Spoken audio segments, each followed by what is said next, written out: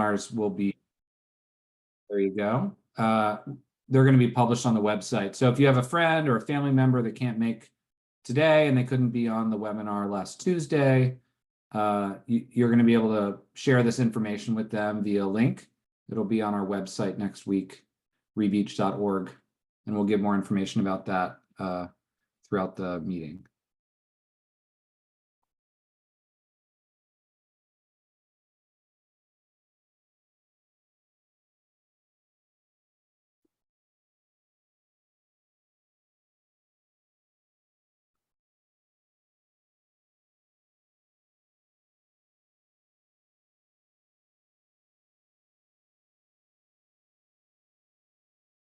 Welcome everyone who's joining. We're going to get started in just a couple minutes. I see a lot of folks joining and getting their audio set up. We had about 100 people RSVP, a little under. And we're just going to give everyone a little bit of time on this Thursday afternoon to join.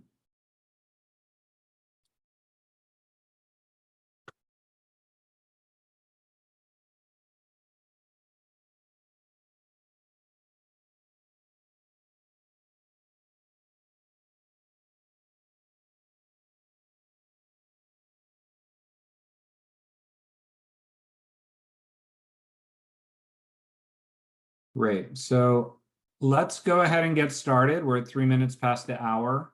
I know more people are going to join. I can see them queuing up through the dialogue here. But we have a lot of information to share and a lot of conversation we want to have.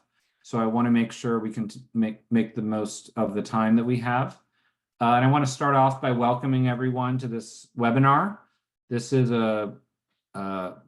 a conversation about the Rebeach pilot siting analysis. It's so nice looking at the attendee list to see so many names of folks that I've gotten to know over the last year or so through the Rebeach design competition process. And for those of you that have been participating over the last 8-12 months, thank you so much for continuing to show up and being part of this process. It's a really exciting moment for the city of Oceanside. And it's all very much due to your contribution and your participation in this process. For those of you that are plugging into this for the first time, welcome. This isn't going to be the last time you're going to get to participate in this conversation. And we hope you stay involved and you stay connected and you join our mailing list and you follow us on social media so that you can continue to monitor the status of this project. I think it's really exciting for the city. And it's going to be so much better if you guys stay involved throughout the whole process. As I mentioned before, this meeting's recorded. We're going to be publishing this on the website so that everyone has access to the same information and we have a record of the conversation we're having. I do want to call out the great team members we have on the call. On the RCC side, we have Carolyn Abeles, Jen McKinsey, they're with Farallon Strategies and they're supporting RCC in this next phase of the work. Thanks guys for joining. On the GHD side, we have Nick Sadrapour and Brian Leslie. They're the wonderful coastal scientists who've been supporting this process since the beginning. And of course, Jamie Timberlake from the city of Oceanside, your coastal zone manager, who is such an amazing champion for this work. I do want to kind of just orient us to the objectives of the meeting. Nick, if you can go to the next slide. Since the city council vote back in January that moved this process forward, this team that I just mentioned has been, working to, figure out how to move this project forward in the most efficient and orderly way. And we want to give all of you an update on the work that we've been doing. But the main topic of conversation today is about where we site the pilot. So Nick's going to be presenting on this in a little bit. We have a great idea. It's endorsed by all kinds of different stakeholders, but there's a really key question, which is where does it go? How do we determine where it goes? What's the decision criteria for that? So the first part of the conversation we're going to have tonight is around that. what are those criteria that help the city make a decision about where the pilot goes. So we're going to have an initial conversation about that, and we're going to open it up to questions to make sure everyone has a chance to weigh in on what those criteria are. And then we're going to transition to the second part of this webinar and talk about where should the pilot go, and what are the possible segments and layout considerations that we've been looking at that would, position the pilot in various parts of the city of Oceanside. We'll talk about next steps, and then we'll have another open Q&A at the end. We have 2 hours for this. If you can't stay on for the whole time, that's fine. We're going to record it. And as I mentioned earlier, this will be an interactive session. So Nick, if you go to the next slide. There are tools within the Zoom platform that allow you to interact. Just to point out what they are, there's a chat function. The chat is not where you should be putting in your questions. The chat is really just to use for tech support. If you don't see video or like you can't figure out how to ask a question, you can chat the team and we'll try to troubleshoot that with you. But there's a separate button at the bottom called Q&A. The Q&A bar will allow you to ask questions, and you can queue these up throughout the webinar. So if Nick says something interesting or if Jamie says something interesting, go ahead and type the question in. And then when we get to the, the answer periods, the windows to respond to Q&A throughout the webinar, we'll go through all the questions and we'll kind of publish them and we'll address them as we go. In addition to that, if for whatever reason, it would be helpful to see captions in this webinar, you can show captions, and that will allow you to, follow along if that's useful for you. So with that, I'm going to turn it over to Jamie, who's going to kind of orient all of us to the status of the project and catch everyone up on where we are. So Jamie Timberlake, over to you. All right. Good afternoon, everyone. Thank you so much for joining us today. Really appreciate you taking time out of your busy schedule to be part of this. Your input is super important because, really this is your space, your beach, and we are trying to do our best to help restore it. But we do want your input as locals and as those who know it the best. So I'm the Coastal Zone Administrator for the city, as Sam mentioned, and I'm just going to give you a brief update on Rebeach before we get started into the discussion about siting. So Rebeach is Oceanside's coastal resilience initiative that aims to improve and prolong our sand management efforts and restore or re-beach our shoreline.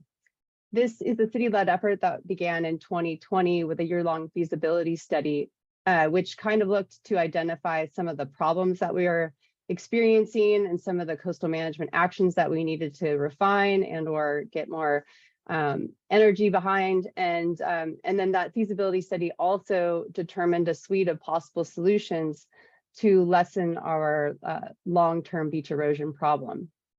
So the feasibility study came up with recommendations. One of those was that a high quality source of sand should be identified and a beach nourishment program developed to provide more consistent sediment supply for our coastline.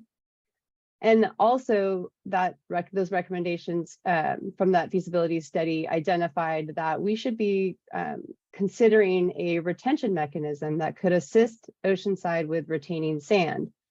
Since our beach profile surveys and just general observations have shown that placed sand doesn't stay on Oceanside's beaches for too long. So in August 2021, at a council public workshop, the City Council gave staff the direction to pursue those recommendations that were given in the feasibility study. Specifically, staff was directed to move forward with the environmental analysis, design, and permitting of a pilot project that would aim for both a beach nourishment program and a sand retention mechanism. So in 2023, the City Council approved that contract with GHD for the sand nourishment and retention pilot project, which is the phase that we're in now. So the main tasks outlined in the pilot project scope include community and stakeholder engagement, which is what we're doing tonight, baseline monitoring development, engineering analysis and design. So that's kind of our current stage in the process. And then environmental compliance all the way through to permitting to get us to a shovel-ready project. Next slide, please, Nick. So last summer, as some of you may remember, Oceanside hosted the Rebeach Oceanside International Design Competition, which gave the city an opportunity to see what kinds of beach erosion solutions were out there in the world that were already being tested that we could replicate, and from communities that were already dealing with coastal erosion stressors similar to Oceanside's. So the final design competition hosted 3 competitors that came from New York City, from the Netherlands, and from the Gold Coast of Australia. And those competitors were given the parameters for the competition, which were in line with the recommendations from the 2020 feasibility study. That those parameters or those objectives were to design a sand retention feature that would restore and maintain sand along the coast while providing additional benefits to the community, and to increase the efficiency and extend the benefits of any and all sand nourishment efforts that the city, the region, or the federal government carry forward. And it's important to recognize that because we do have, several different efforts that are always ongoing, that we're always trying to develop here at the city level, the regional level, and at the federal level. Next slide, please. So the competitor finalists took part in 3 design rounds to get to the ultimate final design. Each design round culminated with a presentation to the public at an in-person public workshop, with some digital versions also available of those presentations. The 3 design teams were present at all 3 public workshops, where they were given the opportunity to present their latest concept, and the public was given the opportunity to provide direct comment or comment via questionnaire. Every workshop was well attended, and you can see from these photos that holds true. We had about 150 to 220 attendees at each one of the workshops. But what came from those workshops was really important. The public comments gathered informed the designs of each of the design competitors. Therefore, the ultimate designs included really important considerations that you brought forward to our designers. Things like beach safety once the retention feature was installed, a lot of comments about the preservation of surf resources here, and the desire to restore lateral beach access along the coast. All of those were key comments that came from those meetings. Next slide. We've also had a lot of regional interest in this project because it is a pilot project. There's a lot of folks looking to see how it's being done. A lot of communities that are grappling with really similar beach erosion issues. And so we've had a lot of requests to participate in meetings and or give presentations to cities to the south. And so we've been doing a whole lot of regional outreach. The project team has shared updates with regional stakeholders throughout this entire process, and will continue to share information as we move into the next stage of design and as we move into environmental compliance and permitting. The informational presentations were given to city councils or designated commissions in all of the cities to the south of us before we get to San Diego, which is the closure of our littoral cell. But so we've presented to Carlsbad, Encinitas, Solana Beach, and Del Mar. And then additional regional outreach has also happened at a myriad of local and regional meetings and events that are listed here, some of them anyway. And this concentrated regional outreach will continue throughout the whole process. So this is not the last that you'll see of us, as Sam mentioned. Want to go to the next slide? So after the final design round and the 3rd public workshop, the jury deliberation commenced and deciding on the winner of the design competition. The jury was comprised of local and regional coastal experts and leaders, and they unanimously approved the Living Speed Bumps design concept as the winning design. And that was followed by a unanimous council approval of the design in January 2024. So the living speed bumps design, which is featured here, this was brought forward by International Coastal Management of the Gold Coast of Australia. And it embodies 3 retention devices and beach nourishment, both onshore and nearshore. So 2 of the constructs act as headlands that will help to stabilize the dry sand beach space. These headlands are expected to extend out at grade approximately 150 feet off the back beach, and they're supported by a buried rock toe. And in the offshore areas, an artificial reef will be constructed and placed at a depth of about 20 to 40 feet, which is roughly estimated at around 900 feet offshore, at least at this stage in the design.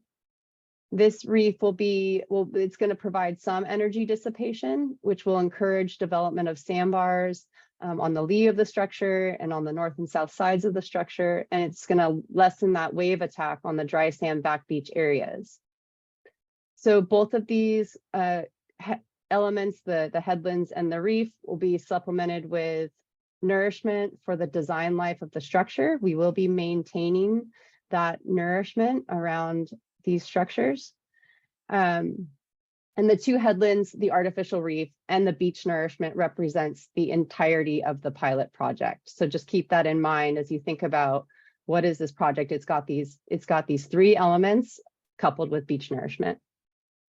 So though the International Coastal Management, ICM, though they grounded this concept in this geographical location, the pilot project could be implemented in several places along Oceanside's coast. And determining that location is why we're here today. So as you review our analysis of where the pilot project could be sited, it's really important to keep in mind the overall objective, which is to place the pilot where it can best showcase the benefits that the project can offer. If we can prove that this concept works, we have a much higher likelihood of installing several more reefs and headlands that can aid in restoring the beach across the entirety of the coastline of Oceanside. So performance of this pilot project needs to be at the top of mind as you listen to the analysis that's been performed to date by the project team.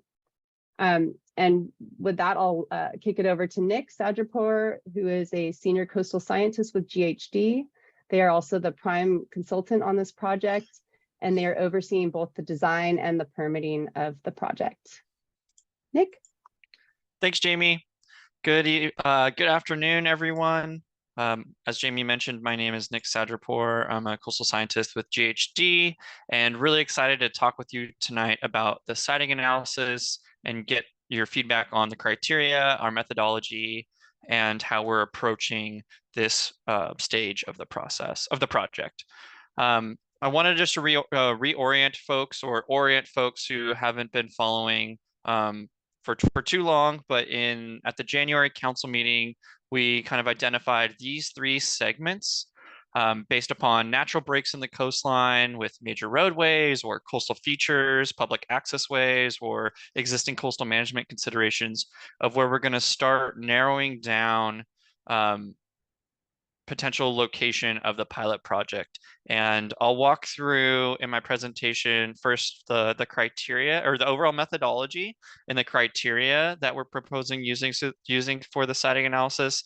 Then we'll take some Q&A, and then we'll move on into potential layouts within these segments and how we're thinking about evaluating those layouts against the criteria. And to kind of take a step back and kind of emphasize some points that Jamie and Sam made, you know, we're viewing that the pilot project can be optimized in any of those segments to meet the project's performance goals. And we're also viewing that benefits of the project are going to extend beyond directly behind the reef or directly between the 2 headlands, meaning that bringing this additional beach nourishment to the southern part of Oceanside, south of the pier, and adding in these retention features are going to have a benefit across that shoreline, not just behind the reef and in between the headlands. We're also viewing that the implementation of the pilot project is feasible in all the segments. However, the ease of implementation and the trade-offs between benefits and challenges vary across the segments. And that's how we're hoping to use this multi-criteria analysis as a decision-making tool and framework for helping to identify the location for the pilot project. Again, echoing Jamie, our overarching intent is to implement one pilot project concept, which encompasses 2 headlands with 1 reef with beach nourishment. Then once it's in the ground, we can monitor and learn from it, and then develop future projects for the rest of Oceanside's shoreline, and understanding that those future phases might not be a direct copy and paste of exactly the same 2 headlands and 1 reef, but having that pilot project will give us a lot more insight and lessons learned on continuing to roll out coastal resilience strategies for Oceanside. So getting to our kind of overarching goals and objectives for the siting analysis, we're really hoping to evaluate potential locations for the pilot project. And to do that, our objectives are to determine the appropriate criteria, identify recommended layouts in each of the segments, and then assess the recommended layouts in each segment against that criteria. And tonight, what we were hoping to get feedback from you and from the community as we continue with pop-ups and outreach around the siting analysis is an understanding of, is the methodology clear? Are the criteria we selected appropriate? Are there any criteria missing that we should consider adding to the evaluation? And have we fairly considered the possible locations and layouts for the pilot project?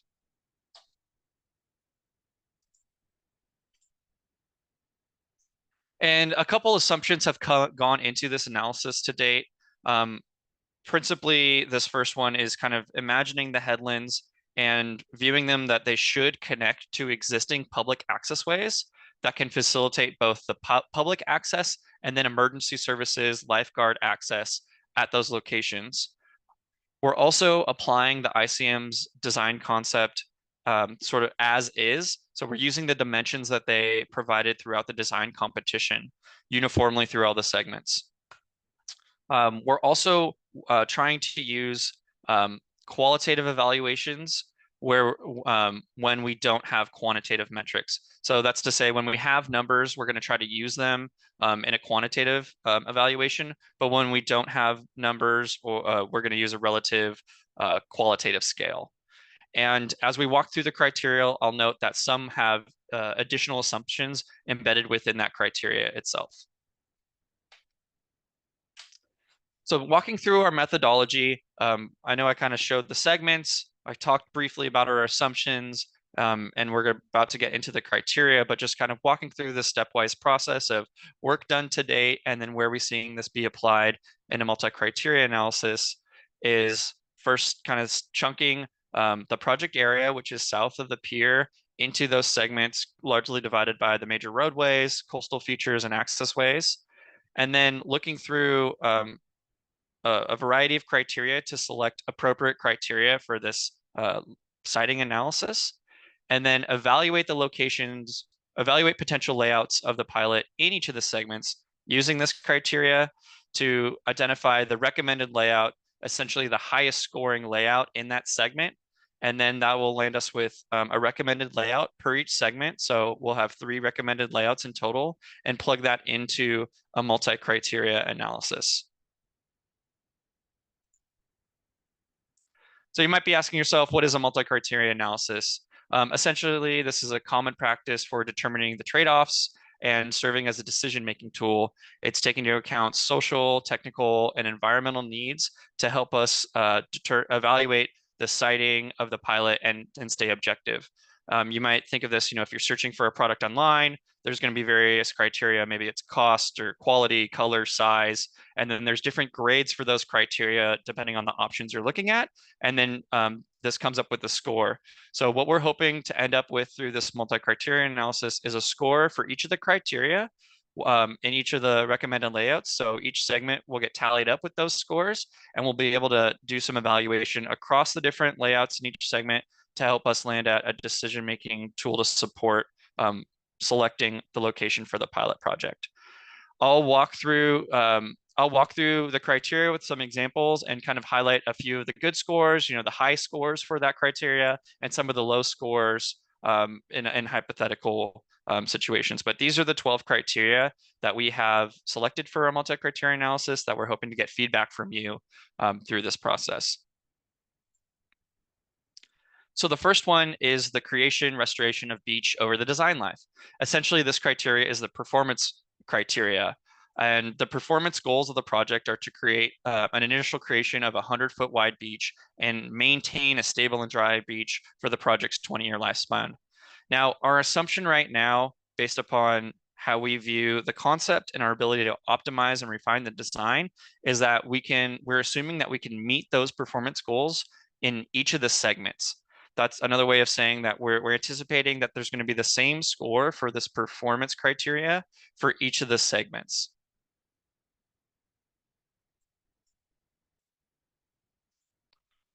The next criteria is sediment supply to adjacent beaches. So this criteria is essentially, the anticipated long-term sediment supply response of the project, maybe an increase or decrease outside of the immediate project zone, trying to assess what that effect might be. So as we have outlined, we're anticipating having a large amount of beach nourishment as part of the pilot project. So with that, we're anticipating that the pilot project is going to contribute sand supply to the immediate shoreline location of the pilot project, as well as of its adjacent beaches. So for this criteria as well, we're assuming that we're going to have an equal score across the different segments. So you might be asking yourself, why did we have two criteria, the performance criteria and the sediment supply to adjacent beaches criteria, if our assumptions have led us that we're going to have the same score for each of the segments for those criteria? To address that, we felt that those are two really important factors that the public's asking, the stakeholders are asking, and that we're going to be asking of ourselves as we work through the design of this project. And so it felt worthwhile to include them within the multi-criteria analysis, even with this assumption that they're going to be equal in each of the segments. The next criteria is coastal access and amenities. And this criteria is assessing the ability to enhance or leverage existing public features and amenities. So you can think of public access ways, parking lots, lifeguard towers and facilities, parks and open space, restrooms and showers. And given the diversity of amenities along Oceanside shoreline, this criteria is helping us to identify where we can leverage those existing amenities and build off them with the pilot project components. The next criteria is property risk assessment. So this criteria is intended to account for the risks and uncertainties associated with the pilot potentially negatively affecting the shoreline behind and along its location. So this is looking at what's kind of directly behind between the headlands and reef along the shoreline. And essentially, we're trying to evaluate the uncertainty of the effects due to the experimental nature of the project and try to assess that risk. And so you can think of, if the pilot project negatively affects that shoreline behind it, we're thinking that the legal risk for the city increases with the number of private properties that are exposed.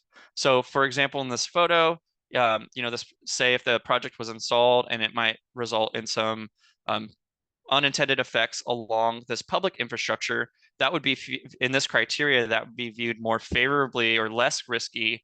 Whereas if it was a private revetment or private property along this section of coast, we would view that having a higher risk to the city. The next criteria is private and public property entitlements.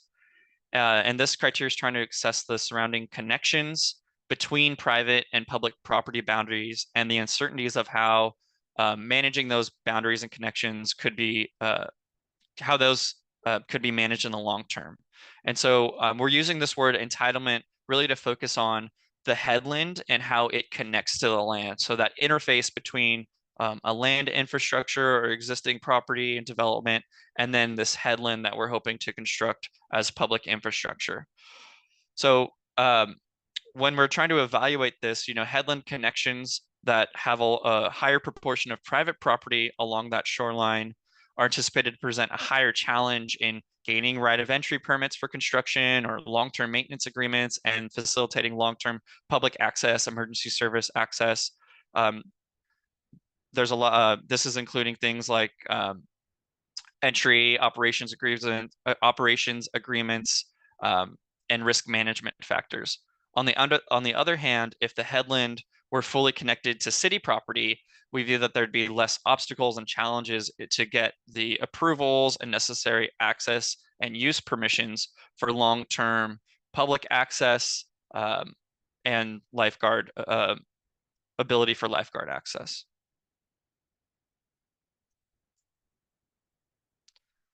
Constructability is the next criteria. And so this criteria is trying to assess the feasibility of that initial construction of the pilot, including the headlands and the reef.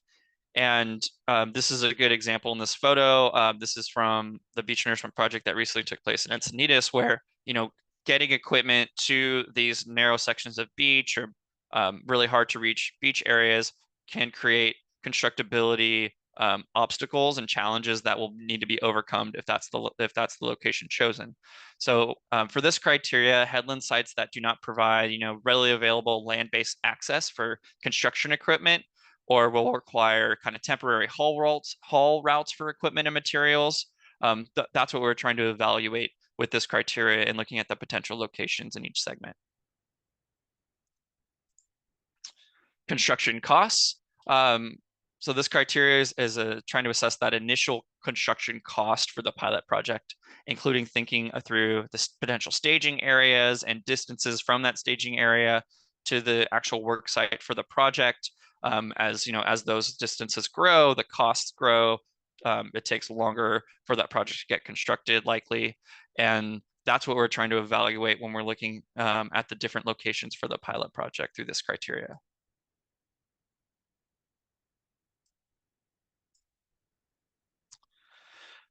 We have a criteria for adaptive management. So this is trying to assess the anticipated ability and the cost of adaptive management over time. So thinking through in a potential scenario of either modifying the feature based off of observed performance, and needing to work with this public infrastructure that we're trying to install through the headlands and the reef from a long-term point of view, in ensuring that we'll have access for potentially construction equipment, large vehicles, and that it's accessible regardless of beach conditions.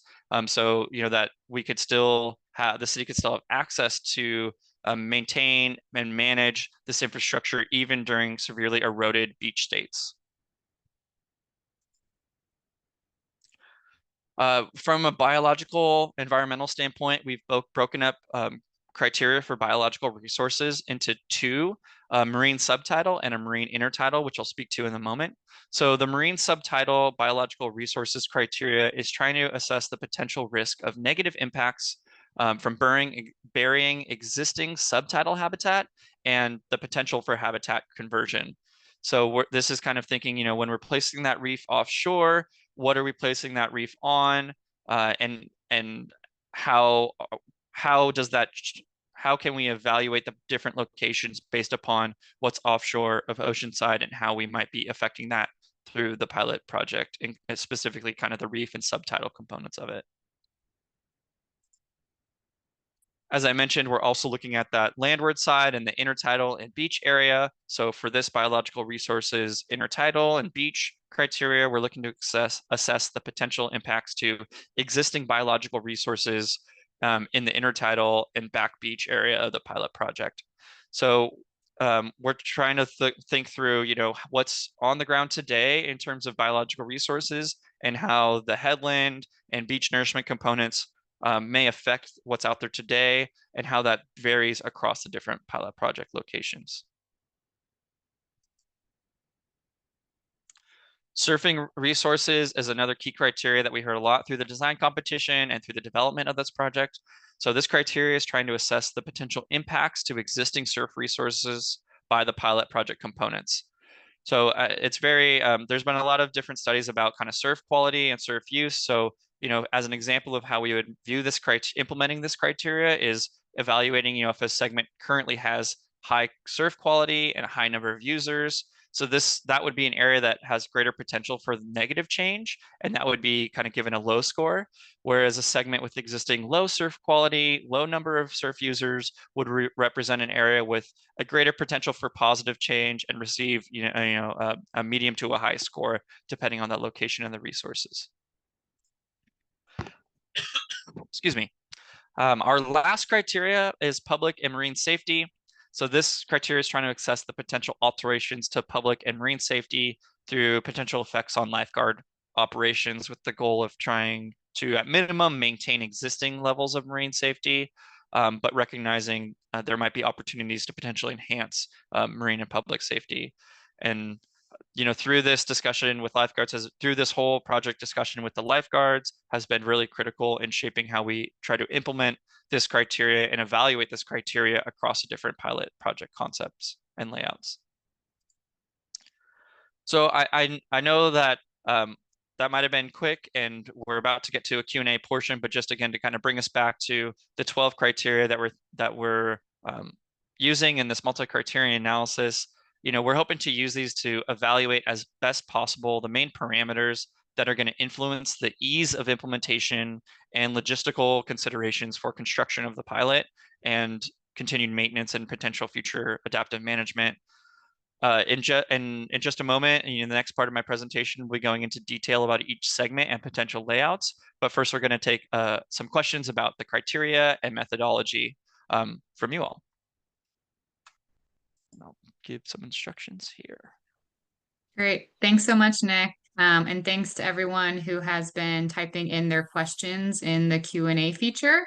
You should be able to see that we've been responding to them in response as we've been receiving them. So feel free to check out some of those answers. I'll be announcing some of them live, but also recognizing that we want to be prioritizing questions that come up for the criteria of the project that for the site selection that Nick just went over. So if more questions are trickling in, or you're thinking about some questions based off of the information you just heard, feel free to take some time and write it in the Q&A. We'll only be responding to Q&A through the Q&A feature. So just a reminder that that's the best way to ask a question. I did want to elevate just a few questions that came up, mostly about the pilot project design itself. John McCarthy asked, will the pilot project be evaluated for 20 years before being expanded if successful? And Jamie responded that the pilot project will need to be evaluated to determine its efficacy, and that period will likely be about 5 years. Joe asked if there was some pictures that we could see of the headlands for folks who are not as familiar with the project, and the project team linked just to a graphic that the city council announcement showed to get a better demonstration of the headlands. Can I add to that, Carolyn? Yeah, of course, please. Yeah, and also if you go to rebeach.org, it has a full archive of the 3 public workshops, various presentations and slides from the ICM team, our team, and the other teams if you're interested. But there's some good renderings and images to reference in there too. And I can try to throw that in there. Great, thank you. Yeah, the entire presentation of the design teams, the full recording is on the YouTube, so we can link that as well. Another question I wanted to just highlight from Lynn on slide 19. What are the actual percentages of private and public property for each of the proposed 3 sections? So we're going to be discussing this later in the presentation, but applying that criteria of public and private ownership in terms of the ease of implementation. And we'll be providing some more details on what layout and what segment performs best when it comes to the criteria discussed, including that public and private distinction. Let's see here. Any other questions coming in? I'll give it a few more moments. Does the project team, Nick or Jamie, want to highlight any other questions that were already answered in the chat? I can elaborate on that question about the 20 years and That'd be if that's great. the length of time. So in general, we're trying to design a project, and when we design projects, we do it for a design life, just like a bridge. And so that 20-year reference is really about what's the design life of this, and before we have to change the design or revisit it, or do some adaptive management of what we've constructed. So that's what that 20-year reference was. But in general, the California Coastal Commission permitting will require us to monitor, and we want to monitor a lot, this project, because it is a pilot project. It's very innovative, and we want to make sure that we've addressed all of the various elements that this project might influence. And so we expect that monitoring timeline will be about 5 years. It could be 5 to 10 years.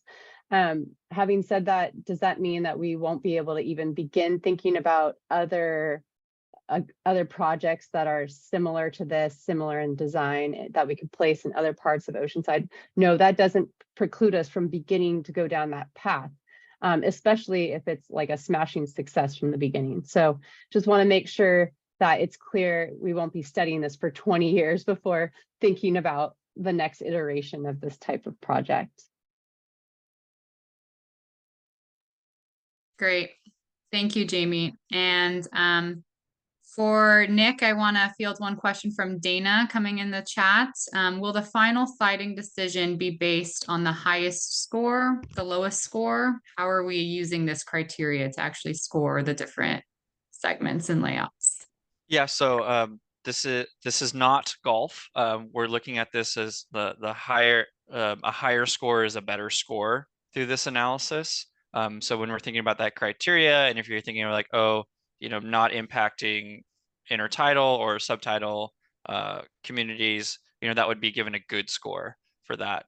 And the process is going to be, as we continue to get feedback on the criteria, if are these the right criteria, is anything missing, we'll further develop our citing analysis with the goal of presenting that to the city council later this year in the fall. Great. Thanks, Nick.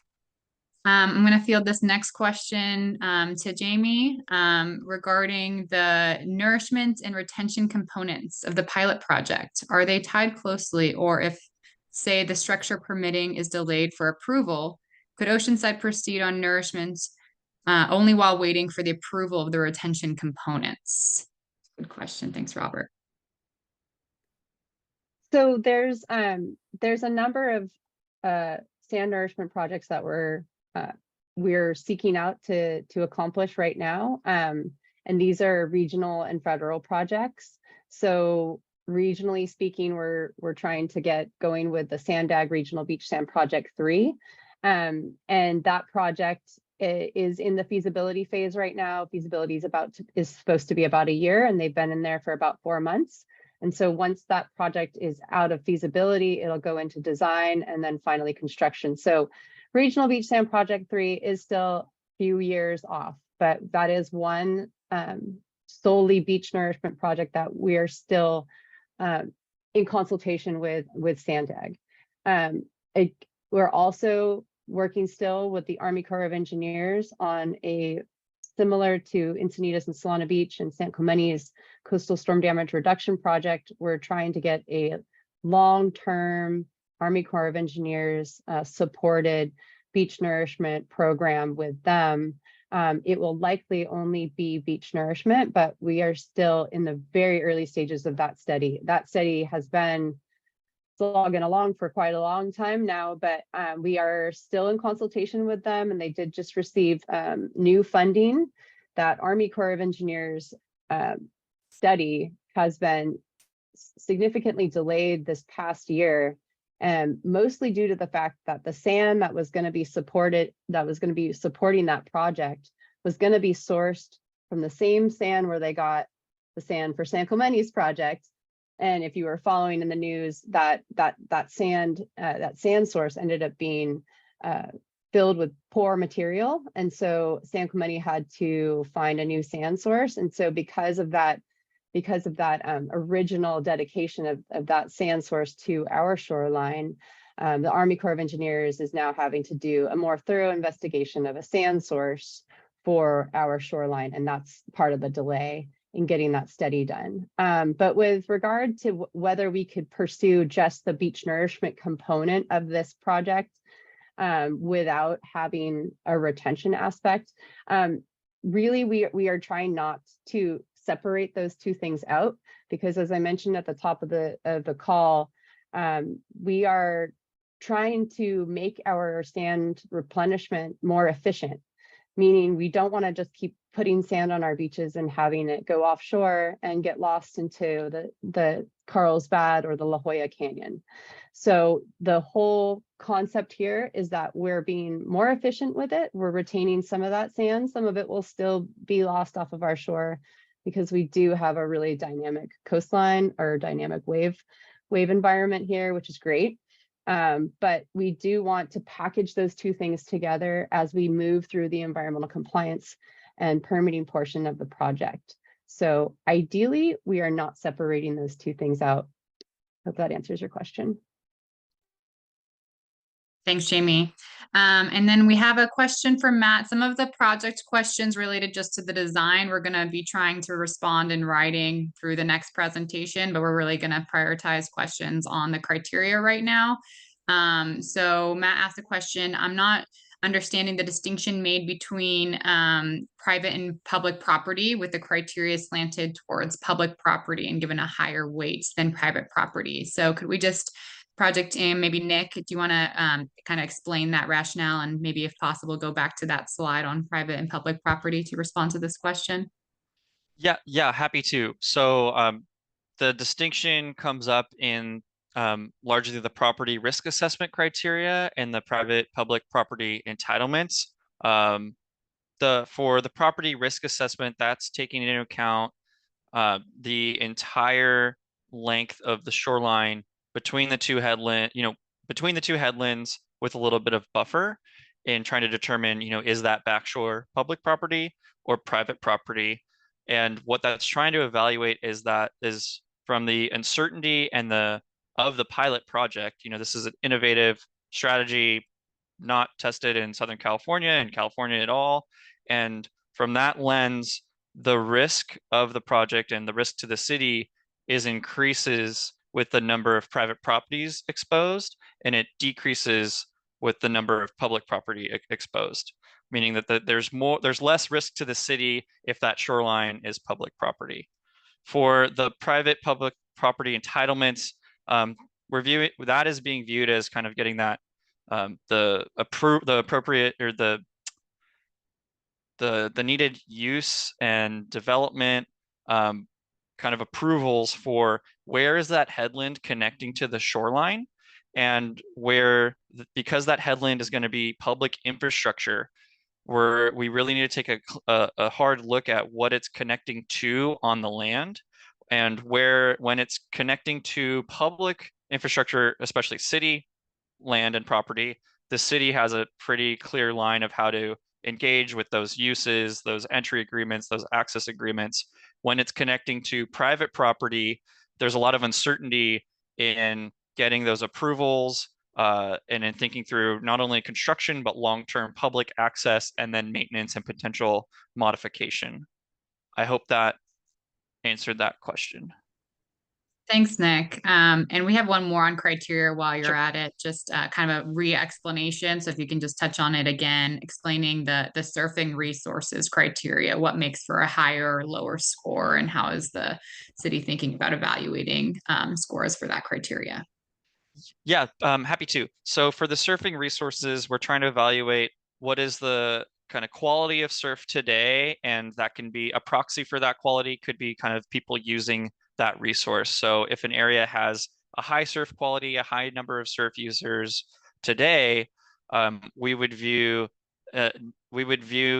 placing a pilot project in that location negatively, so it would be giving a no score. On the opposite end of the spectrum, if an area currently doesn't have, has a low quality of surf resource, there's not a lot of people surfing there, maybe there's documentation or some perhaps anecdotal evidence of severely degraded surf resources today, where in the past there was decent to good surf resources. That is an area where, citing the pilot project, we would look at potentially having potentially positive, potentially neutral effects on the surf resources compared to existing conditions. Great, thank you. Also along the lines of maybe thinking about other criteria that haven't been considered in this criteria analysis. Les commented, it's great all the work and inclusion of oceanside residents you're doing, especially the criteria guidelines. As far as the site of the pilot project, would the fact that the new tourist hotels, tourist money coming in, be a big part of the site choice, as opposed starting with a segment 2 or 3 sites? So maybe just the question is really distilling to, how is tourism factoring into the criteria analysis? And Jamie, do you want to take a stab at answering that? Sure. That's actually not entirely included as a full criteria here, because what we expect is that all of these sort of aspects that we're discussing and evaluating, these will all help to give us a better understanding of the benefits that are available throughout each of the different segments. And so to kind of put it in an objective way, like this is how we're doing it, so that we're really just looking at the science behind it. We're looking at the social science behind it. And evaluating all these criteria are giving us data points. Having said that, we are embarking on a beach valuation study. It's an economic evaluation of what the beaches bring to Oceanside. It's really hard to quantify that. As most of you know, that it's not about how much it is to park or how much someone is going to spend necessarily in the downtown area, but it is a lot about there's a lot of different aspects of a beach valuation that need to be reviewed and evaluated, and we haven't done that yet. So we are in the process of getting that done, and that will help us understand the connection to tourism and beaches. But having said that, like the criteria are not designed to be focused on bringing revenue to the city. This is about restoring the beaches, and what comes of that may be more discussed in that evaluation. Hope that helps. Thank you. We're going to just take 2 more questions on the criteria before we move to the second portion of the presentation. This one's coming from David. Does the segment chosen change what ongoing maintenance of the sites and the monitoring of the impacts and changes to marine life, both marine and intertidal? So a little bit about the biological impacts question, if you want to take that, Nick. Yeah, so I might take this in like 2 or 3 parts. So at this level of performing the multi-criteria analysis for siting, we're taking marine life at the kind of marine level, subtidal level as one criteria, and we're evaluating the intertidal upper beach, dry beach as a separate criteria. When it comes to monitoring, we have conceptual kind of monitoring frameworks for down the road when we're looking at actually implementing it, and where the regulatories are going to kind of ask us for some of the documentation for that. At this level, I'm trying to think of the maintenance part of it and the monitoring. I think on the maintenance, I don't think we're considering how maybe like standard maintenance might affect marine life. I think we're still starting at that initial like pilot construction, putting these features, on the beach, in the ground, in the water level of what will that initial impact be. Recognizing that as we monitor both kind of the performance, the physical characteristics, as well as monitor the ecology, marine life, we may need to look at different management strategies depending on how that monitoring is being performed. And I hope I answered your question, David, through that. Yeah, and just a reminder, we're gonna move on just in the interest of time to make sure we get to the presentation of segments and layouts. But for the participants, if there are any other questions you're having, please continue to ask them. We'll do our best to write a written response. There will also be a survey following this webinar that we'll put on the websites, as well as send out to you following the webinar, that will give you an opportunity to ask additional questions and provide input on the criteria.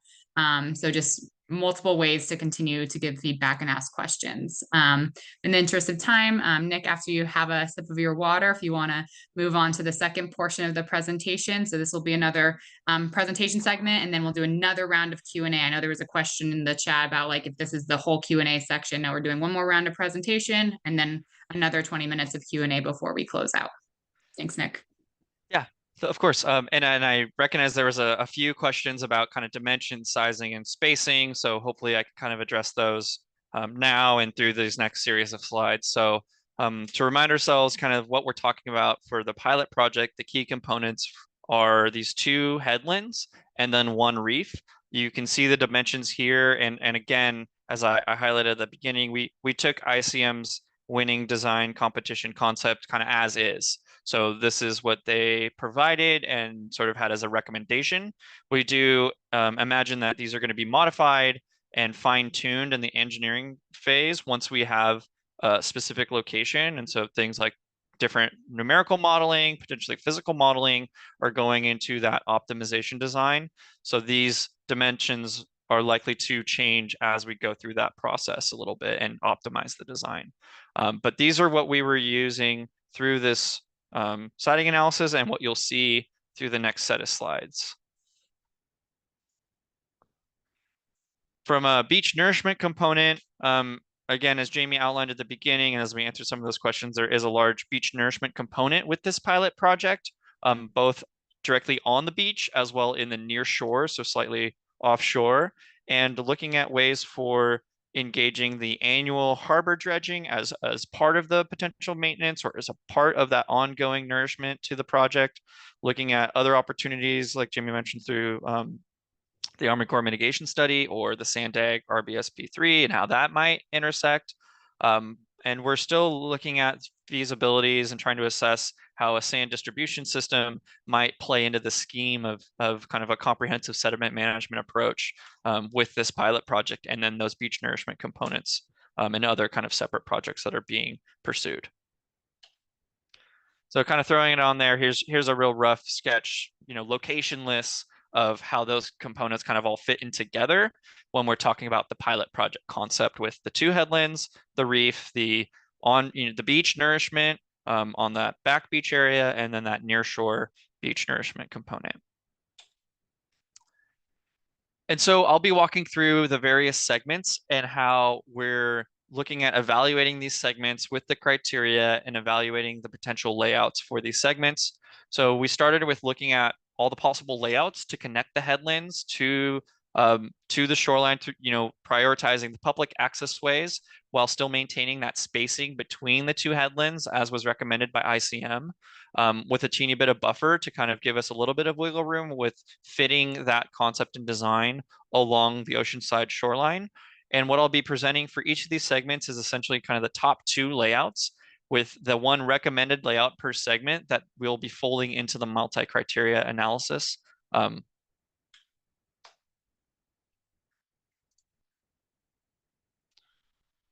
So we'll start with segment 1, and through each of these segments, I'll be showing you sort of what's on the back shore, a bit of existing conditions, the recommended layout, and then how we landed at the recommended layout, as well as other considered layouts that we have for the different segments. And to orient you on the graphics, we'll be having similar symbology for all of these. So, the footprint is identifying a coastal access point. There's the lifeguard tower symbolized on here, lifeguard facilities, restrooms, parking lots, city park facilities, open space, as well as the strand. And for segment 1, there's a multitude of formal coastal access ways, additional public features and amenities. And this shoreline is largely public property, with largely public property across this entire segment's backshore. If you looked at this segment, this is one area where on the northern end of the segment, so just south of the pier, there is some dry sandy beach, dry cobble beach area. It's the widest of all of the different segments and most persistent. As you move southward, that starts to narrow and taper down as we start to hit into the revetments. I want to give a thank you to Save Oceanside Sand. You'll be seeing a number of pictures from them through this presentation for each of the segments. And so the recommended layout for segment 1 is at Tyson Street and Wisconsin Street. And I will walk through the rationale for how we landed at this recommended layout for segment 1. So we looked at the possible segments, and the Tyson Street and Wisconsin Avenue really supported, or that layout was really leveraged all of the existing public access amenities and public amenities, as well as safety components like the lifeguards. And in looking at those potential impacts to the biological communities that we spoke about on that intertidal, and then the surfing resources, siting it away from the pier area and away from the existing wider beach at the northern end of the segment really benefited in avoiding potential impacts from our pilot project on those resources.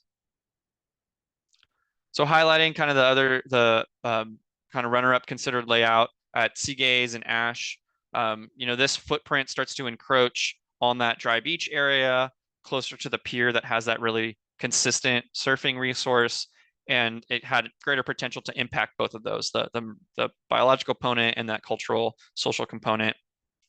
And also looking at Ash Street itself, it was less robust of a coastal access point compared to Wisconsin that has the restrooms, the parking lot, and that main roadway connection.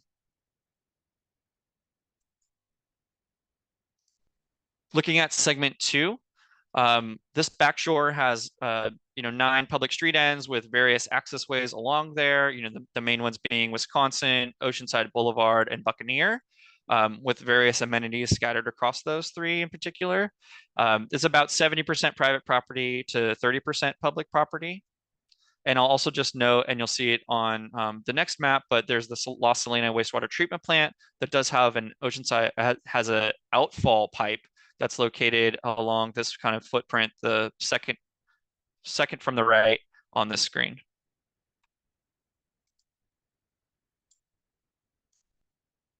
So when looking at this beach, there's little to no dry sand. It's primarily cobble, and again, kind of abuts up into riprap and revetments along that entire segment. There are a variety of coastal access points and a variety of quality of those coastal access points, with, say, the Oceanside Boulevard vehicle ramp versus some of the stairwells and ped paths that are scattered along there.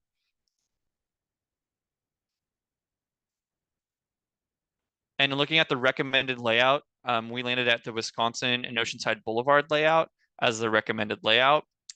We feel that this really maximizes and leverages all those existing public amenities. And I'll walk through those in just a second. So in particular, by siting it at Wisconsin and Oceanside Boulevard, not only can we leverage kind of the access ways that directly feed into those 2 headlands, but the access ways between them are more robust than the access ways between Oceanside Boulevard and Buccaneer. It also has a slightly more public property, representing a lower potential risk to private property. And we also are looking at this kind of connectivity piece to the Strand and allowing that kind of extend further south as an amenity and provide like continued access laterally. So as I kind of noted, the considered layout for this segment was looking at Oceanside Boulevard and what we've come to call kind of North Buccaneer. So on the north side of the inlet and the beach. What the site was lacking and compared to the recommended layout was the physical space for that headland connection at the Buccaneer site, as well as that offshore outfall pipe. You can see it here in this black dashed line, would kind of constrain all the potential layouts for the reef in between those 2 potential headlands. And again, the access ways, in particular, kind of Hayes and Forster, are a little bit more robust compared to Crosswaith and Witherby, and looking at if you're accessing between the two headlands to the beach. Moving along into segment 3, this shoreline is primarily private. That backshore is primarily private property. It does have 4 public pedestrian coastal access points, notably Buccaneer and Cassidy Street. So we were looking at kind of the 13% public property, about 87% private property. On this shoreline, it's similar to kind of segment 2, very narrow, limited to no dry sandy beach or cobble, where the water line gets really right up against those revetments, as well as in front of the coastal access points. And in looking at the recommended layout for segment 3, we landed at South Buccaneer and Cassidy Street to really, again, leverage all those existing public access features and amenities within this segment.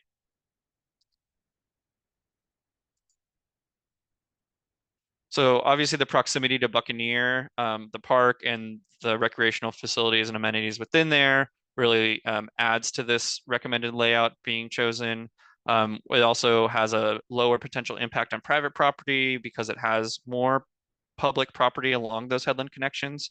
It also would allow for potential greater opportunities on those headlands, just given that extra space in this layout.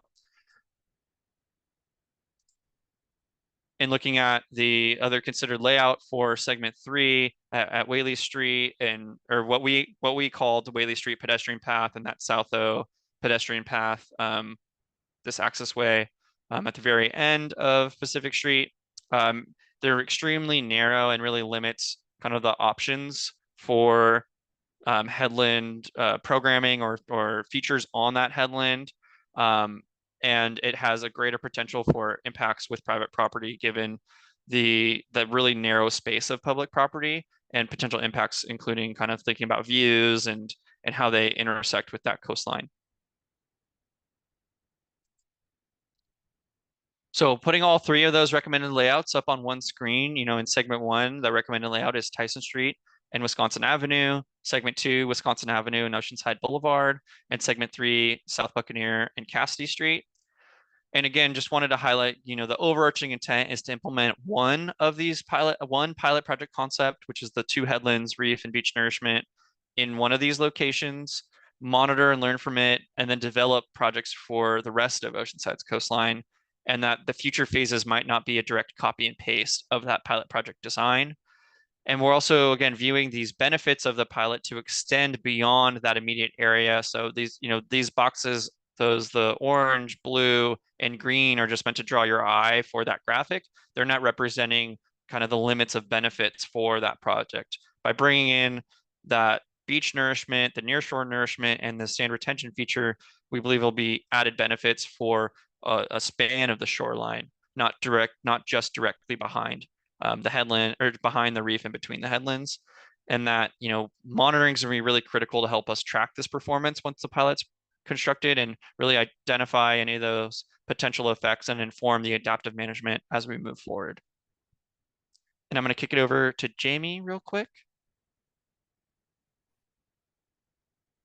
So next steps, we want to definitely discuss next steps before we do the next Q&A, because I have a feeling some folks are wondering what the next steps are. So the public outreach really has just begun on this for the siting analysis. So we're expecting to do a couple more pop-up events. Likely we'll be doing some discussions at the farmers markets, maybe some of the surf competitions that are coming up. And so we'll continue to gather your input from those pop-up events. We're also going to be posting a survey and questionnaire that'll be available on rebeach.org. It's really important that we get your input. And for those who were unable to be part of this today or Tuesday's meeting, please direct your friends to rebeach.org, because we'll have these presentations available online. And so that questionnaire will sit right there with the presentations, which we're hoping you'll get a chance, your friends will get a chance to review prior to answering those survey questions. The reason for, I really want to stress that we are taking your input in, and that's why we're doing this outreach at this point. If you recall back to the design competition, for those of you who are a part of that whole process, early on we got some pretty wild designs, and as you public came forward and talked with all the designers about the different designs that they were bringing forward, and you mentioned things like, you know, we really want to walk on the beach. We really don't want to take a boat from the pier to the peninsula, things like that. It was really important that you continue to be part of the process. And I want to stress that here, that we are taking your input in. And once we are done with our public outreach component of this siting analysis, which will be until the end of August, that's when we're going to go quiet again as the project team, and we're going to take all of your input in, and we're going to do that. We're going to conduct that multi-criteria analysis for the 3 recommended layouts. And that's when we're going to have these different scores. So in fall, around fall, likely, we'll be bringing forward a staff recommendation that will discuss the scoring that we've come to. It'll discuss what we've heard from the public, and it'll have a staff recommendation on which layout, which segment will be the one that is likely to have the most success.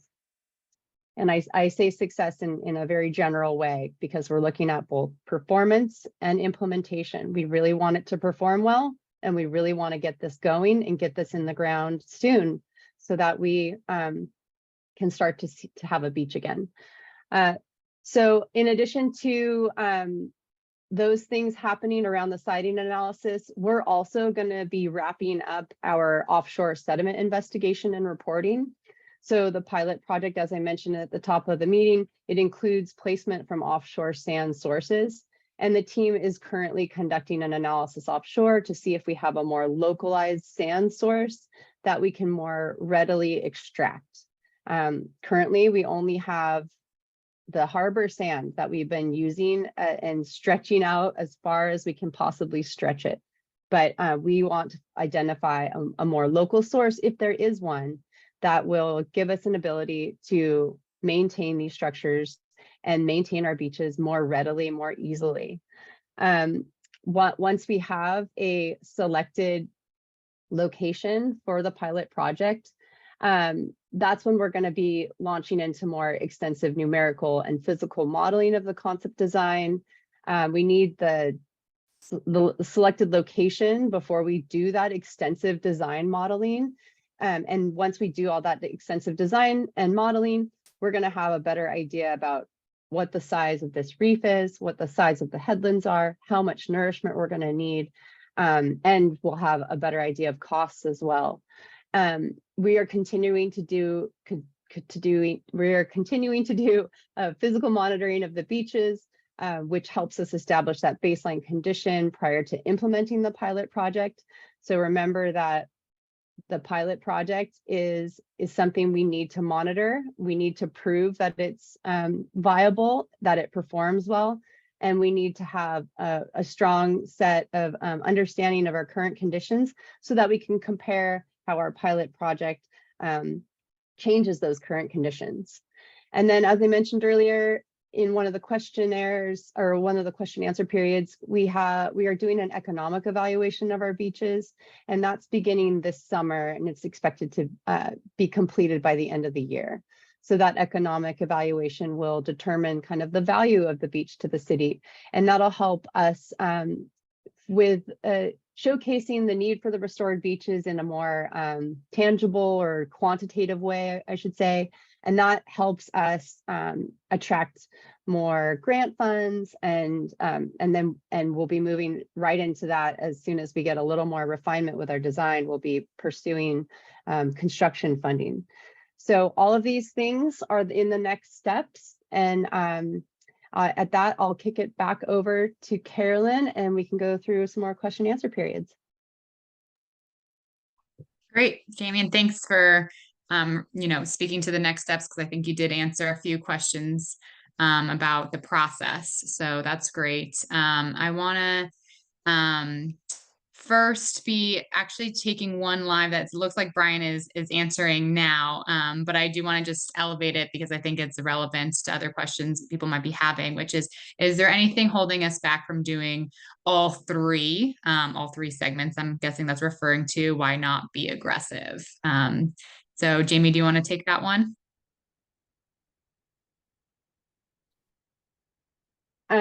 Sure. So why not be aggressive? We are being aggressive. This is brand new to Southern California. This is brand new to California. There has never been a artificial reef designed for beach erosion prevention or beach restoration. All the artificial reefs that we've done in the past in Southern California have been to mostly to mitigate for biological impacts. And so those are just reefs that are deep water or deep-ish water, and they're designed to create a reef and to restore the ecology of the area. But this is a really novel new thing. And for us to be able to get this installed, we need to have a really robust monitoring program, and we need to show that we can do this and that it will perform. And then once we have that understanding, then we'll have an ability to replicate this design or tweak it as we see fit. I mean, one thing to take note is that we don't know 100% that this is going to work out perfectly. And so we wouldn't want to put more than one pilot project in because it could have effects that we don't want to see. So what we want to do now is we're going to move through into this next phase, which is designing it, really carefully designing it so that we understand how it's going to be, how our environment is going to react to this. And then once we have that really good understanding, then we'll construct it, monitor it some more, and then implement it. I will say that I have seen firsthand now that these types of artificial reefs in Australia work great. So I am confident that we can get to that point in modeling and designing that'll showcase a really good effort, but we are being pretty aggressive with this. Great. Thanks, Jamie. And just to follow up, just kind of elaborating on that response, Jamie, I've heard from the project team also that where the pilot is sited, right, there still will be some benefits enjoyed across, the shoreline. It's not just at that location. I want to just make sure I'm remembering that correctly and you're able to articulate that to the audience. Yeah, that's a great point. Yeah. So, I mean, where we put the pilot project, we're going to have the benefits of putting in most likely up to 1 million cubic yards of sand that will happen in between the two headlands on the north and south sides of the headlands, and then offshore around the reef. So you can imagine right now we only get 250,000 cubic yards of sand placed mostly around the pier because that's as far south as we can actually stretch that material out from the harbor. But imagine 1 million cubic yards. That's a lot more. So what that's going to do is not only is that going to nourish the beaches that are to the north and south of this pilot location, but it's also going to spread out the use of our beaches. So it won't be so concentrated around the pier or around Harbor Beach. It'll be spread out again, and we'll have extensive benefits from that, just from a beach user perspective. Good point, Carolyn. Thanks for bringing that up. Great, thank you. Another question came in from John about other potential areas for the pilot project siting. Why did you not consider the area south of the small public access point, south of Cassidy to the mouth of the Buena Vista Lagoon, where you have plenty of access at the lagoon mouth for construction. All portions of the entire oceanside shoreline should be considered in the analysis. Can the project team kind of explain how the segments were chosen? And sorry, that's for Nick, if you are able to answer it. Excuse me. Yeah. So maybe I should have kind of highlighted it better, but we looked at a number of different layouts, pretty much every possible layout. And what I presented were kind of just the top two, the highest, kind of the recommended layout, and then sort of the runner-up and second highest. And again, kind of our assumption in this analysis and our real key criteria was thinking of leveraging existing public access, not just space for construction vehicles and equipment. So we did look across all three segments in a number of different layouts and configurations that still met ICM's design that they submitted and had as the winning concept, but also kind of factored in these other parameters. Great, thank you for that clarification.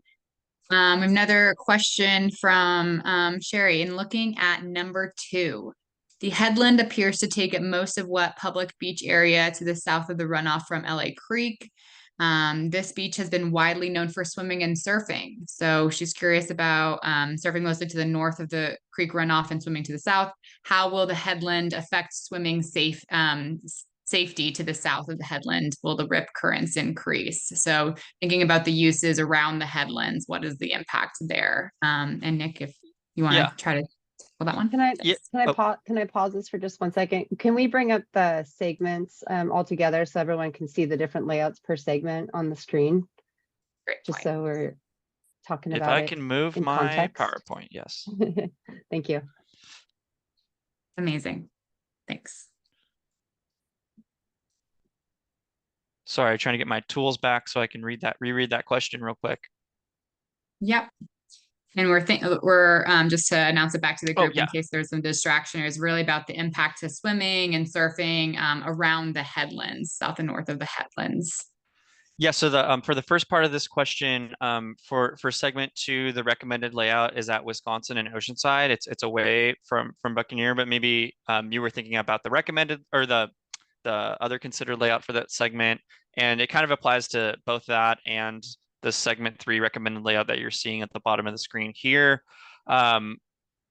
So yes, it is a really narrow area of that public property, and so in citing that headland, we would need to kind of be mindful of that balance of the trade-offs of either conversion of use or that sandy towel space with where that headland's being connected at that immediate shoreline that's there today. When we're talking about swimming and surfing, I'll take the swimming one first, and rip currents, although it's related to surfing, is that, while these structures and features may, we're hoping through the hydrodynamic modeling and a morphological modeling to get a better understanding of how these features may affect currents, things like rip currents. And from a kind of practical perspective, often when a feature has a known persistent rip on a very kind of wide sandy beach areas, you'll have rips that migrate over time depending on the conditions. But it's pretty a general observation is that when you start putting in stabilizing structures, you get persistent rips that are a little bit more predictable. They allow for public safety lifeguards to communicate early through signage that, hey, there's a rip that forms here consistently, either through a tidal condition or a specific wave climate, and kind of can help manage that expected risk. So we're looking at it, trying to identify these concerns kind of in this early design phase through the modeling, as well as trying to come in once, thinking about construction, implementation, and then of course, marine safety, and ensuring that we have the proper protocols in place from the education standpoint, letting people know that these features are there and that maybe there are some hazards that might be associated with them. On the surfing side, there are certain, through the modeling, we'll also be able to kind of look at wave breaking. We're viewing those wave breaking surfing either amenities as a kind of secondary, with sand retention being kind of the primary goal. And as Jamie kind of alluded to, there's been some success in Australia of kind of looking at these multiple benefit reefs. And that's something that we'll be pursuing through our modeling efforts and as we progress these designs. Great, thanks, Nick. And just a quick follow-up on that, I think it's referring to that same area. A huge public beach is, John said that a huge public beach is located just south of Lagoon Mouth, and just wondering if we took that into consideration. I'm not sure if that feeds back into the criteria, if there is anything in the criteria about trying to replenish or focus on areas that currently lack a beach, but maybe you could clarify if the criteria does or doesn't speak to that. Sorry, so is the question if there's a criteria that looks at if there's existing beach versus no beach today? I believe so. I believe it's saying that there is a huge it's a huge public beach. I'm not sure whether it has currently how much sand it has, but it is located just south of Lagoon Mouth. This is John's question on the bottom. And we're just wondering if we took that into consideration. So I'm assuming this is referring to the Buena Vista Lagoon and the beach that would be, what I call Army Navy Beach, or it might have a different name kind of as you start to enter into Carlsbad. We focused the project components at the city of Oceanside, with the Buena Vista Lagoon mouth being kind of that southern terminus. I don't know, Jamie, if there's anything you want to clarify there. Yeah, so in addition to what you were saying about the access points, the connection to the lagoon mouth is something that we're trying to avoid impacts to. And so that's why a headland at the lagoon mouth wouldn't be feasible, because it's very difficult to manage those mouths, and there's a lot of biological resources that are there. And there's also a lot of changes that are forecasted for that lagoon mouth in the Buena Vista Lagoon Enhancement Project that is still underway and going on with Sandag. So that's really another reason why we didn't focus it further, and why we didn't consider a layout further than the furthest public access point. And again, okay, we're trying to leverage that public access space to the maximum extent possible, so that we can have a lowered risk and a more ease of implementation, which is why using public spaces is encouraged in all of these headlands. Thanks for bringing that back to the criteria that is referenced, Jamie.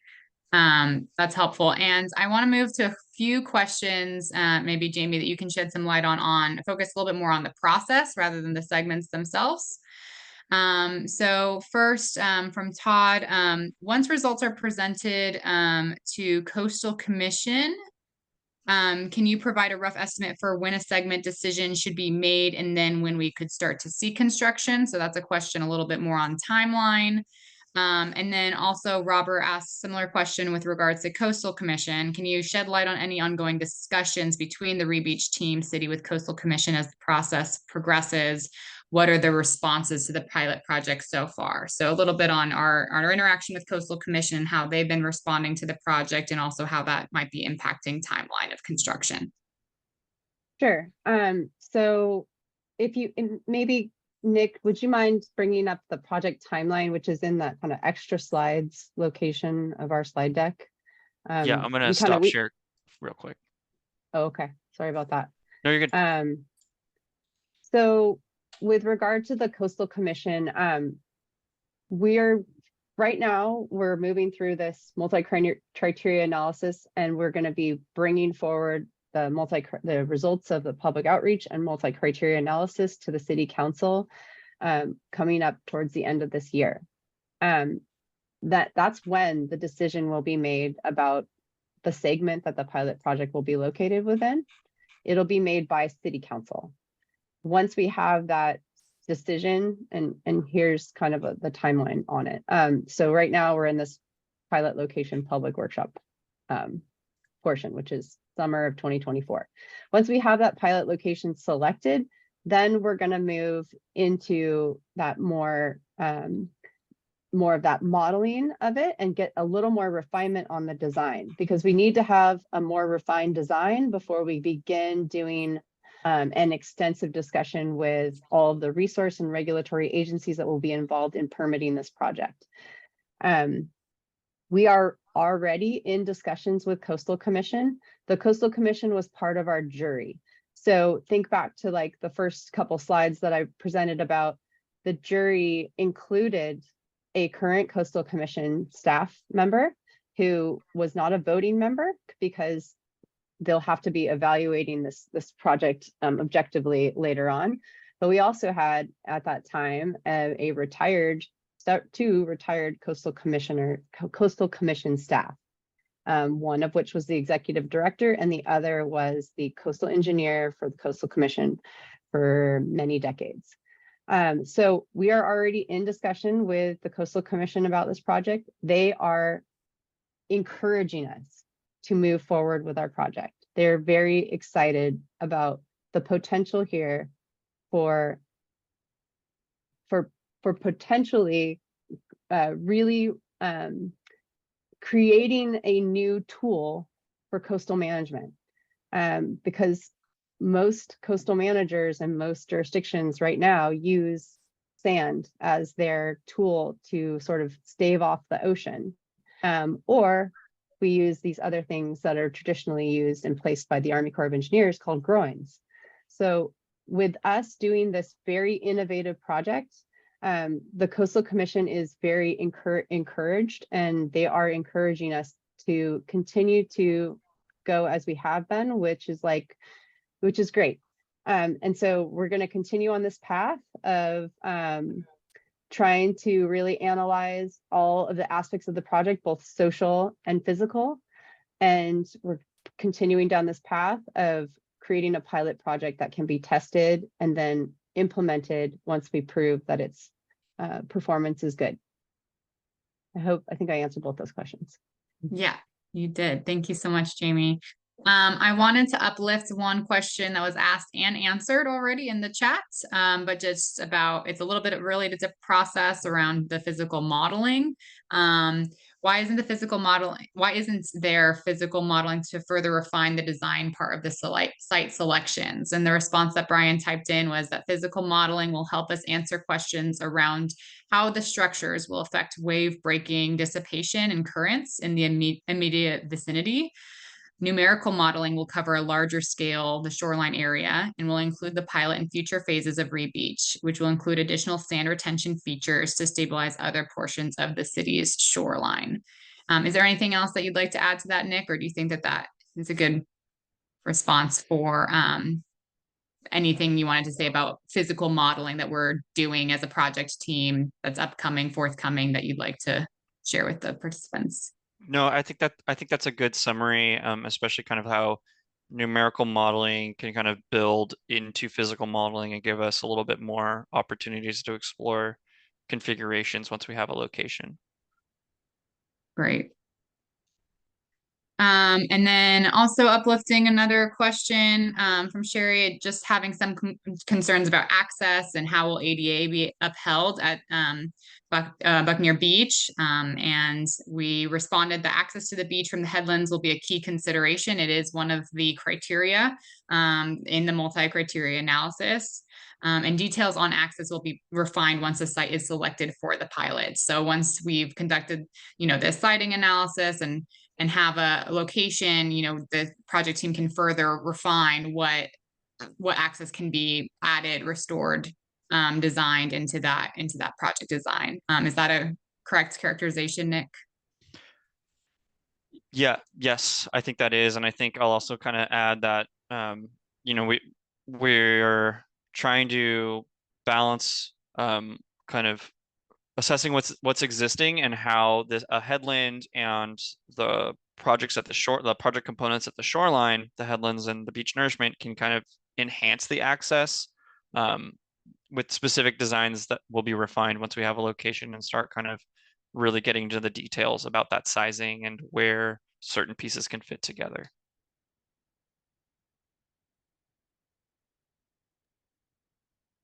Great.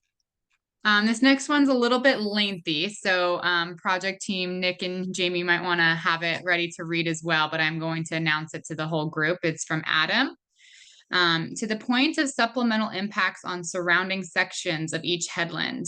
Being in the center, would headlands at Wisconsin Buccaneer Beach not increase sand accretion over the largest possible area? Furthermore, with access points at Buck and Oceanside Boulevard, Forester Street, Marion Hayes, Wisconsin, is this a bonus for both construction access and end usability for this section? Let's just pause there and see if we can answer the question first is around sand accretion over the largest possible area if it's in the center segment.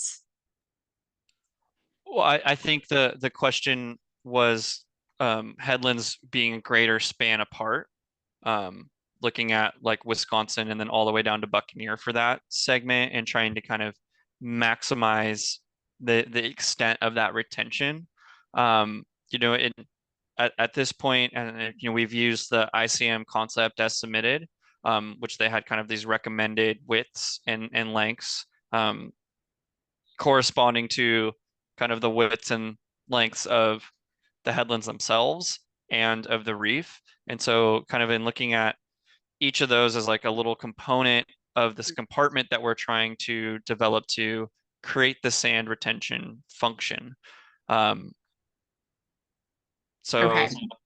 Oh, sorry. Yeah, no, I think that is the right reading of that question. I think packaging the second half with John's question about private property, I think we want to revisit the criteria of private and public property. So Adam asked, how does it measure up scoring wise against the issue of this section having the most private land abutting the shoreline, even considering both headlands could be placed at points of current public lands?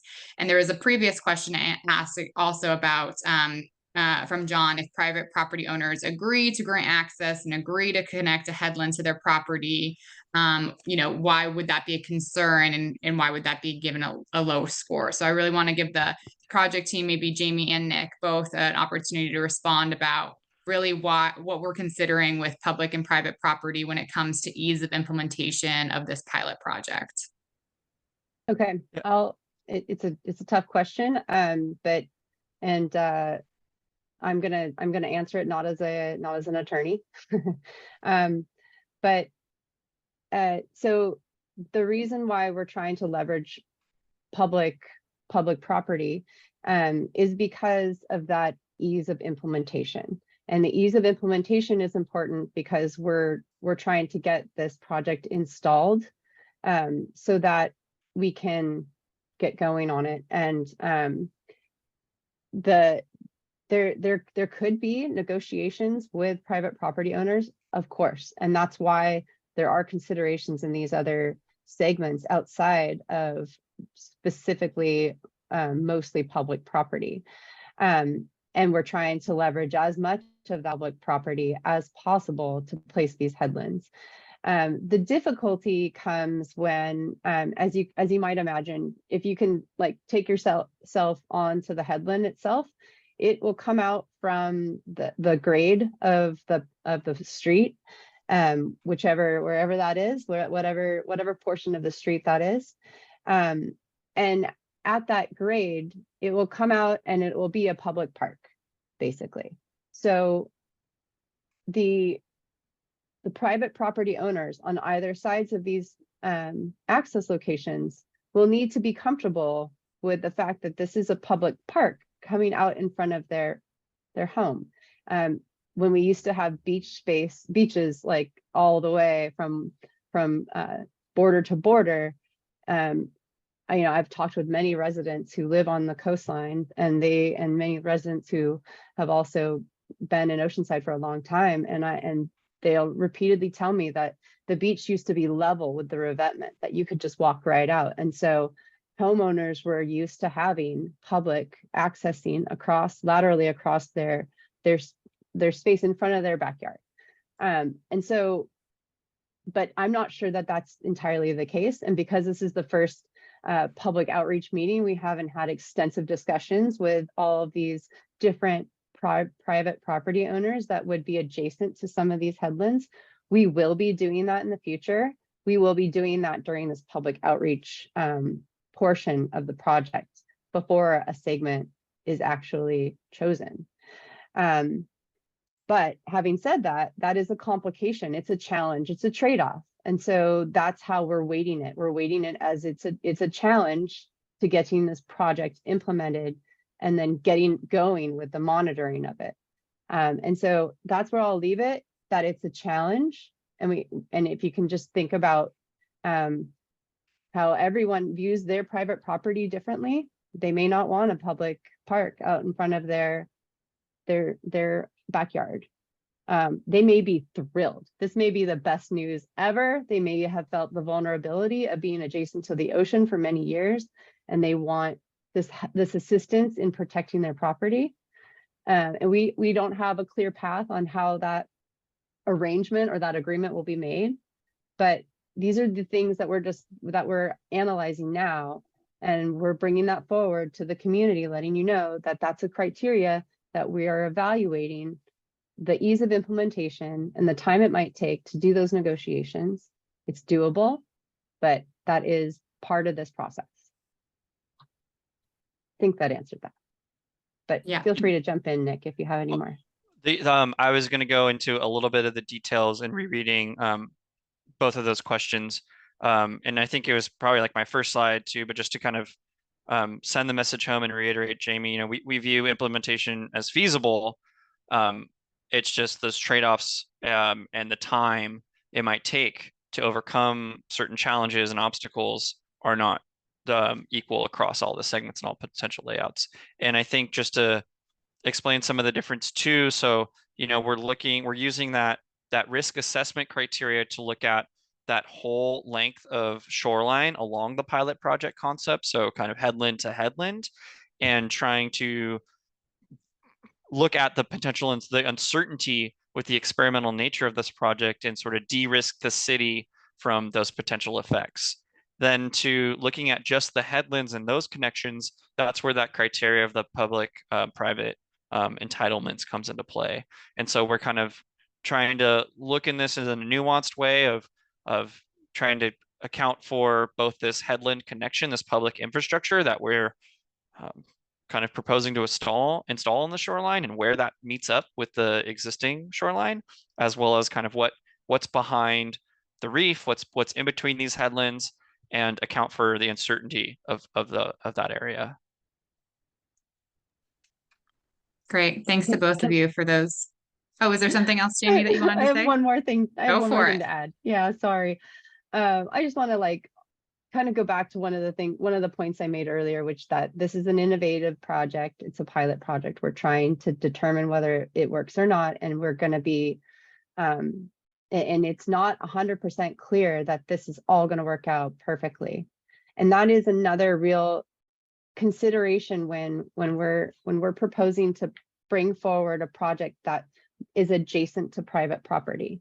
It's that risk of whether this project will be perfect, whether it is going to have we're doing our best, right? You can see that we're taking a really deep dive into every single aspect of this project, but there is some risk, and we do want to make sure that we're avoiding some of that risk, because we would not want to have impacts to private property, and that's another part of that negotiation that we'll need to have with those private property owners as we try and integrate this into the private property spaces.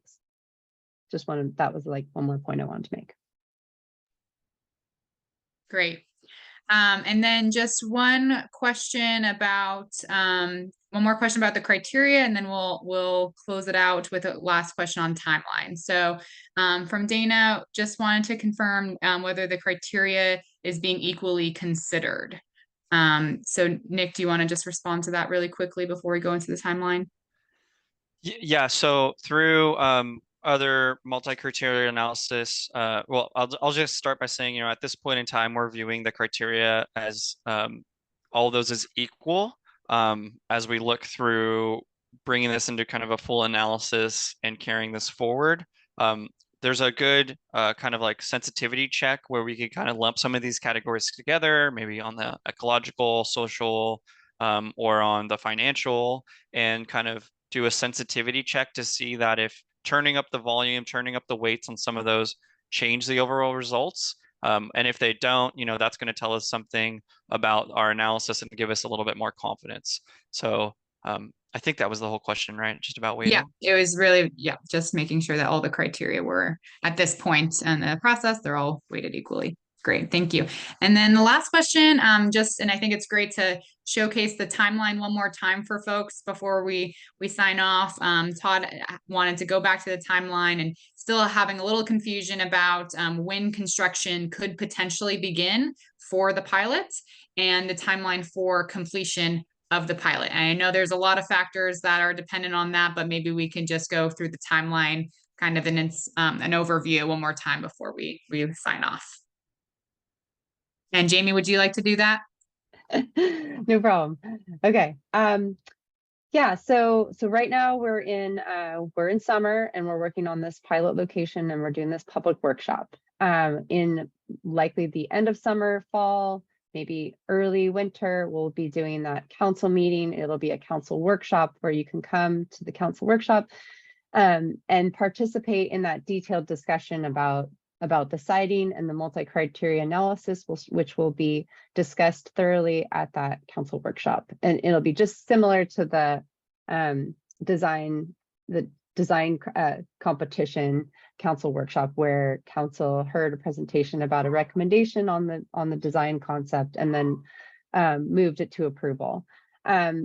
So as we're doing all of this work with public outreach, we're also developing our beach nourishment program, which we're expecting to get going, would get completed with in the next several months. And then once we have that location determined, we'll be going into that more detailed design and engineering.